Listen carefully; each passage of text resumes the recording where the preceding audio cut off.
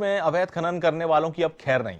खान विभाग इसके लिए ड्रोन तकनीक का इस्तेमाल करेगा। एसीएस डॉक्टर सुबोध अग्रवाल ने खान विभाग की अहम बैठक ली। इसमें निदेशक केबी पंड्या और उप सचिव नीतू बरुपाल के साथ कई आला अधिकारी भी मौजूद रहे। इस मौके पर हमारे संवाददाता बीके शर्मा ने एसीएस डॉक्टर सुबोध अग्रवाल से खास बातचीत की।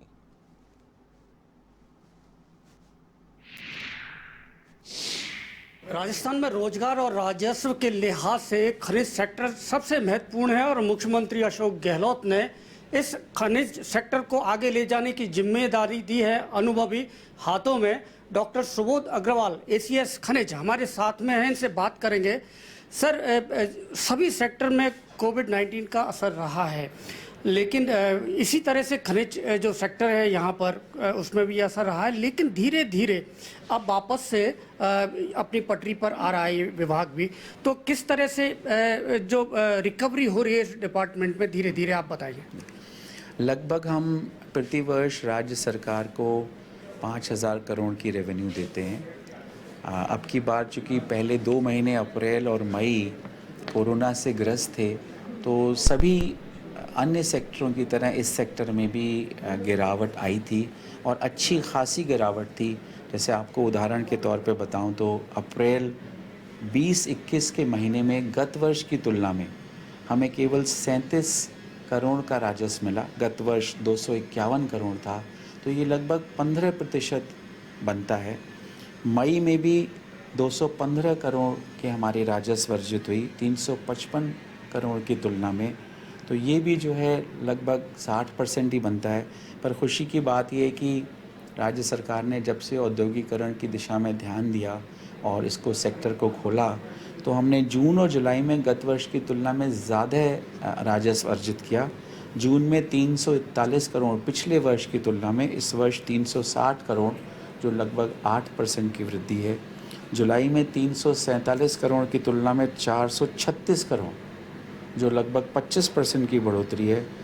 सर, एक अवैध खनन एक बड़ी चुनौती है, इसको किस तरह से कम किया जाए, इस पर लगाम लगाई जाए, किस तरह की योजना आपकी? और आज की बैठक में इस चर्चा के दौरान ये निर्णय लिया गया कि जहाँ भी ज़रूरत होगी लोकल पुलिस और आरईसी को लेकर इसको रोकने की कोशिश करेंगे। हमारा ये भी प्रयास है कि बजरी के खनन को किस तरह से विधिक रूप से और वैध रूप से अलाउ कराया जाए।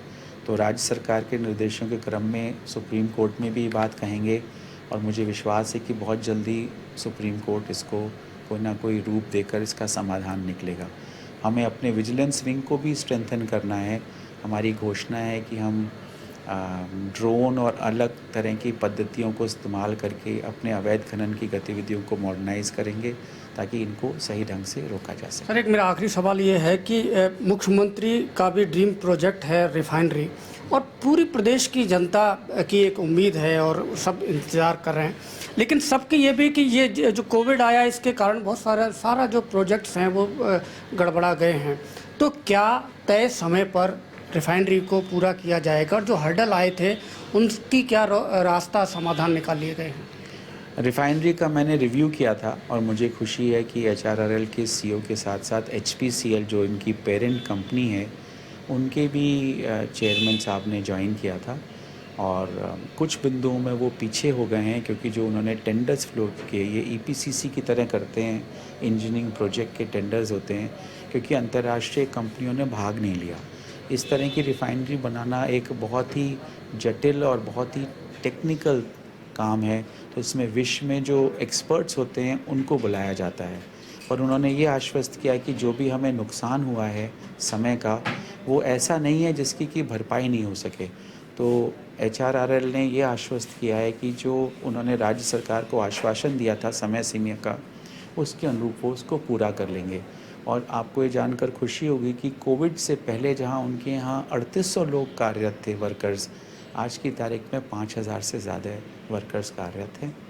तो माइनिंग सेक्टर में भी सभी सेक्टर्स की तरह चुनौती आई थी, लेकिन डॉक्टर सुबोध अग्रवाल जैसे अनुभवी नेतृत्व के कारण अब इस चुनौती से पार पाने की कोशिशें की जा रही है और इसके परिणाम भी अब सामने आने लगे हैं। कैमरामैन विजय गिरी के साथ BK Sharma, A1 TV, Jaipur.